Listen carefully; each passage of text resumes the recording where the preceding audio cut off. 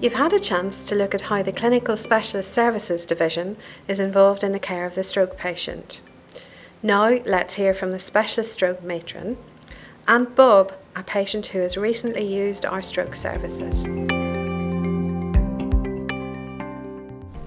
My name is Sue Potter. I'm the matron for the stroke services at Chesterfield Royal Hospital on the Eastwood Ward Stroke Unit. I worked here for a number of years. More recently, with the new two units were combined in April 2011, so we have acute and rehab on the same site now. The process here for when the patient is admitted is that we will attend A&E and we will see all the patients at the point of them arriving, which is very beneficial. We get the chance to hear firsthand of how the patient's been managing at home. We get to meet the relatives from an early stage, and it generally feels that this is beneficial to the service, providing a seamless service.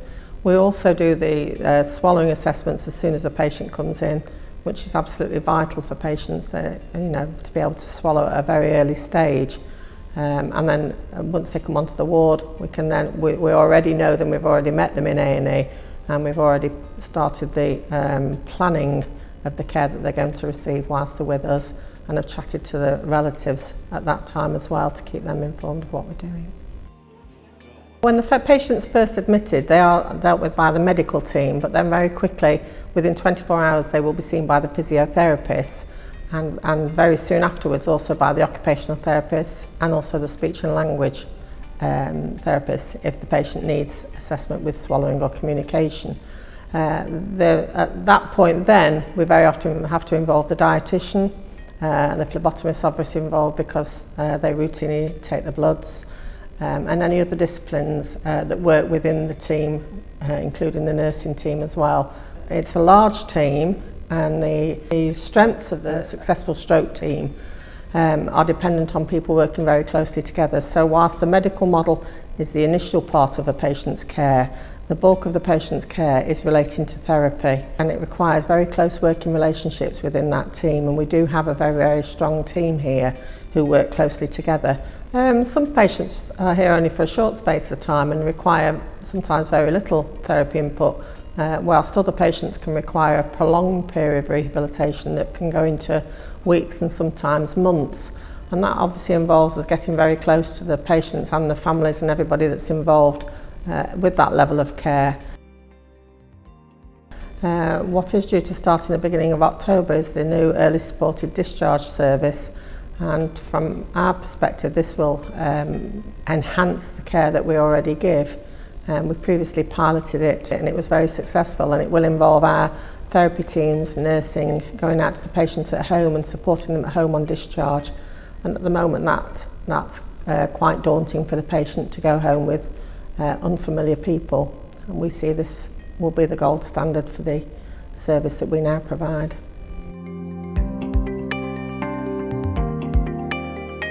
All I can remember was getting up one Sunday morning, probably about 8 weeks ago, and everything fine. About 7:30 in the morning, I got up out of bed, walked along the side of the bed to making my way to the toilet, and I came back out again, and I felt all funny. Next thing I know, I won't floor.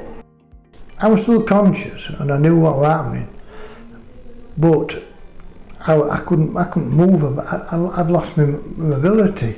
I couldn't stand up and out. My legs were just like jelly, my arms were hurting. I won't floor on carpet. I thought, right, back to the bedroom where my cordless telephone were on a shelf, and I crawled along, shuffled along. I bet it took me an hour to get to that phone, and I'm talking in a distance of only a few yards like.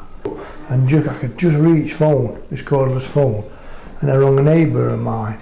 He picked phone up straight away, and out paramedics come, and they come to me. Well, to be honest, this is a bit I can't remember a lot of really. I know they were there in the bedroom. I don't know a lot about it coming in here, but I can remember the ambulance coming in and dropping me off and taking me into accident emergency place.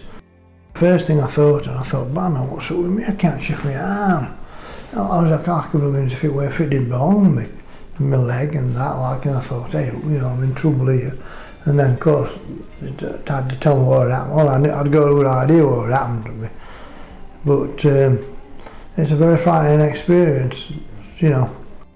Well, I've had, right from just an ordinary nurse, I've had nutrition people. Because some people, I understand when they have a stroke, sometimes they have difficulty in swallowing. But luckily that's not affected me at all. And I've also had I'm from the pharmacy, and the nurse what took the blood, I've had them, and down to a doctor come to see me. You know, and he got me doing various things, which touching you in various places. Could you feel this? And you know, and I can, although I've not got a lot of use in my arm and my hand. Everything, a sensitive little thing like that where he touched, saying, am I touching your left or right, you know, and all that. I knew exactly what I was doing. They do a lot of things, you know, we're trying to get your arm going, moving it to where you would like it up in there where you would be able to normally. Learning how to get up.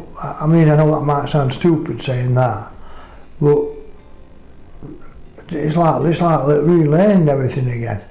You've got to sit in this chair and get in right position, feet in right position, to make it easier for you to finally stand. First of all, it started off with just aided walking, where your physio's either side of you and that. And then we progressed on to using one of these, what they call a quad stick, which I've been using. They do what they call a lot of transfers. That's like going back with your stick and turning into your wheelchair, like either left or right, to make sure you can control your sitting and that like, and everything and that like. And it's been a good experience for me, really. You know, well, it's certainly moved me on a lot. There's no question about that. I want to get right again as soon as possible, as far as I'm concerned. But I mean, this physio team they've got here, they're excellent. I've been in here this morning and I've been using that cooker. We sat and had us breakfast here.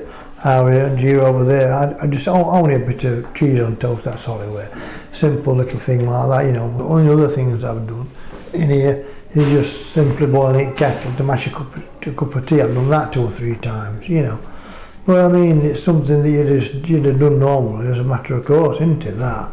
Anybody would have done that, you know. If you want to drink, you go for make a drink, don't you? But when you're like this, it's not, you might laugh, but it's not. It's like climbing a mountain, trying to do something. But they tell me I've progressed reasonably well. I mean, I'd like to think that I could do better, but you know, they seem to think I've been all right. They've been all right with me, and you know, everything's been fine really. I suppose it couldn't have been better really. You know, they've treated me all right, you know, and all that and everything. You know, you can have a laugh and a joke with them, and they're a good team here.